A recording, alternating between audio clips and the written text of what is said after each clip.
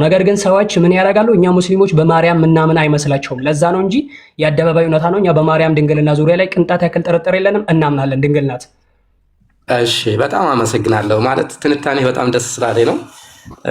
ከዛ በተጨማሪ እንግዲህ ማርያምን ቁርአን እንደዚህ የሚያከብራት ከሆነ ወይንም ኢየሱስን ወለደችው በድንግልና ብሎ ከጻፈላት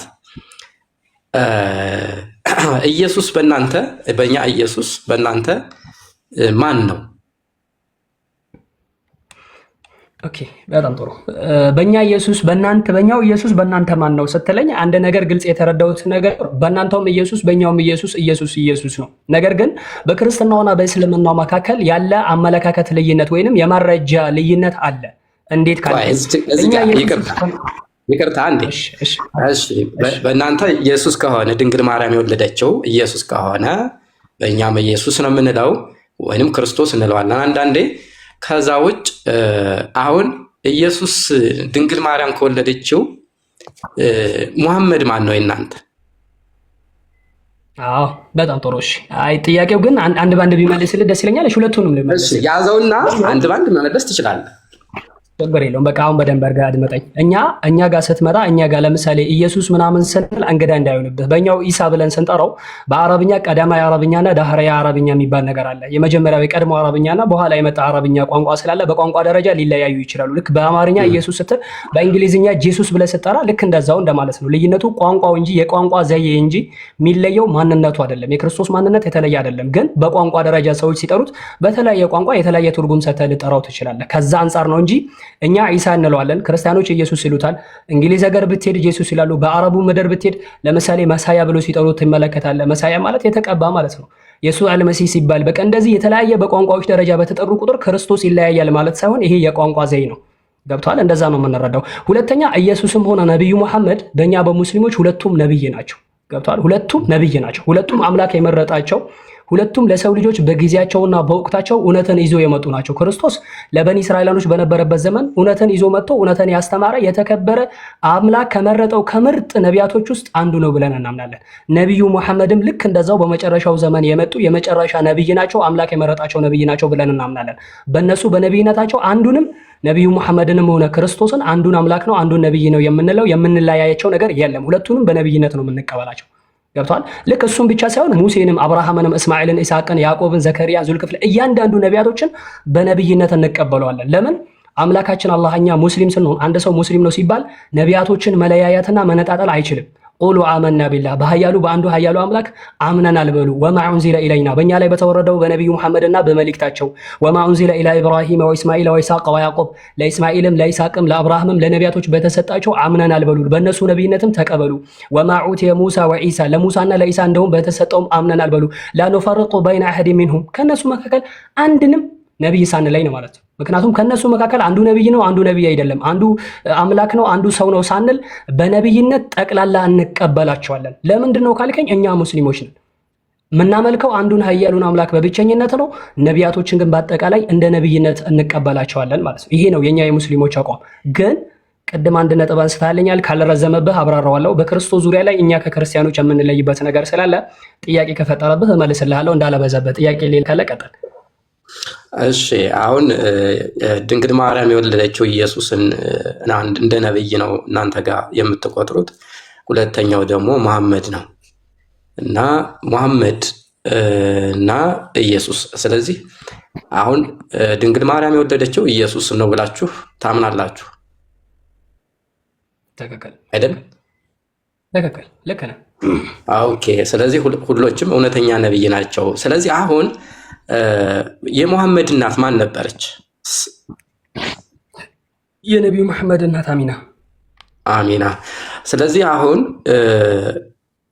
የድንግል ማርያም በልዩነት ለምሳሌ ቁርአን ላይ አንድ ራሱን የቻለ ትንታኔ ተተንትኖላታል ወይም ጽሑፍ አላት ብለኸኛል። በስሙ የተሰየመ ምዕራፍ አለ። ምዕራፍ አለ። ስለዚህ ከአሚናና ከድንግል ማርያም ማለት በንግስና ወይንም በንጽህና የትኛይቱ የተሻለች ናት ብሎ ነው ያስቀመጠው? ስለ ነቢያችን አለይሂ ሰላቱ ሰላም እናት ዝርዝር ሐሳብ ቁርአን ውስጥ ላይ አልመጣም። የተጠቀሰ ነገር የለም። የተጠቀሰው ስለ ነብዩ መሐመድ ስለ ነቢያችን አለይሂ ሰላቱ ሰላም እናት ቁርአን ውስጥ ላይ የተጠቀሰ ነገር የለም፣ ግን ስለ ማርያም ተጠቅሶልን ታሪኩን አይተነዋል። ኦኬ፣ ስለዚህ ሁለቱ ነቢያት ናቸው። የትኛው ነቢያት የተሻለ እውነትን በምድር ላይ ያስተምሯል ብለህ ታምናለሽ? ኦኬ፣ በጣም ጥሩ።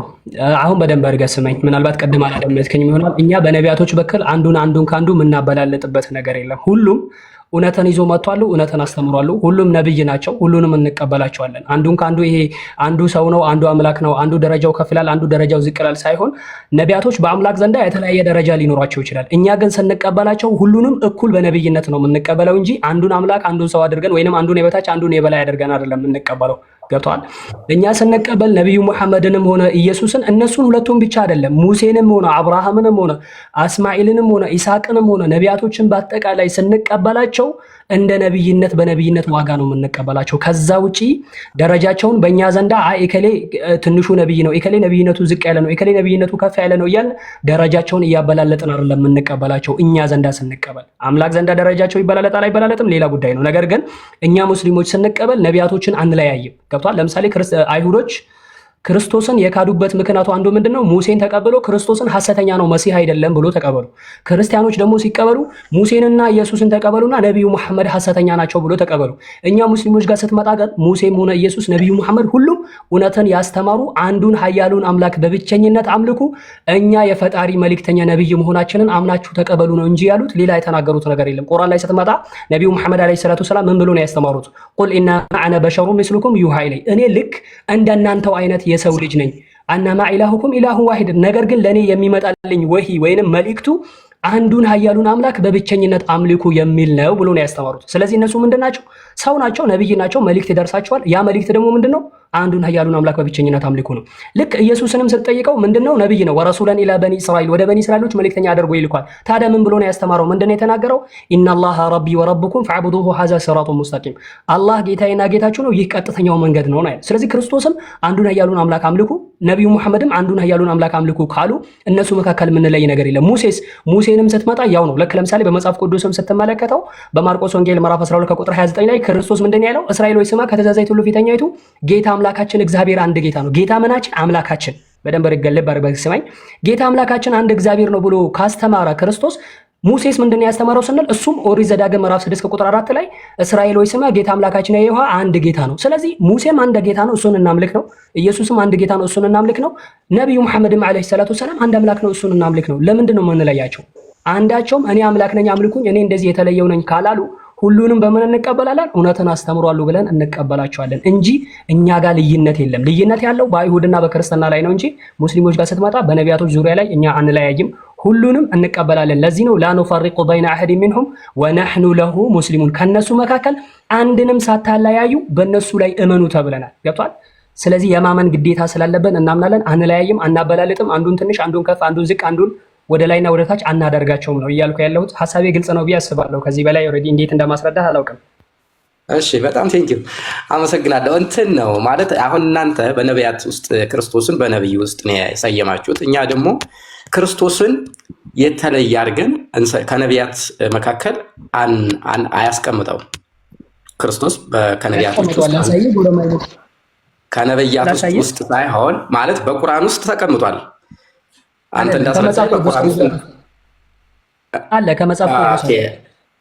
ኦኬ፣ አንደኛ ልጁ በመጽሐፍ ቅዱስ ግን አንደኛ ልጁን ከንጽሕት ከድንግል ማርያም እንዲወለድ እና የሰው ልጆችን እንዲያድን ተላከ የሚል ነገር ነው እኛ ጋር ያለና አንደኛ ልጁን ነው የሚለው። እንግዲህ ነብይ የሚለው ቀጥታ ቃል በቃል አለ። ነብይ መሆኑን ክርስቶስ ራሱ እኮ መስክሯል በመጽሐፍ ቅዱስ ታውቃለህ። እንደውም ከነብይነቱም አልፎ እሱ ከተላከበት አካባቢ ውጪ ለሌላ ቦታ ሁሉ ማገልገል እንደማይችል ተናግሯል። ማስረጃዎች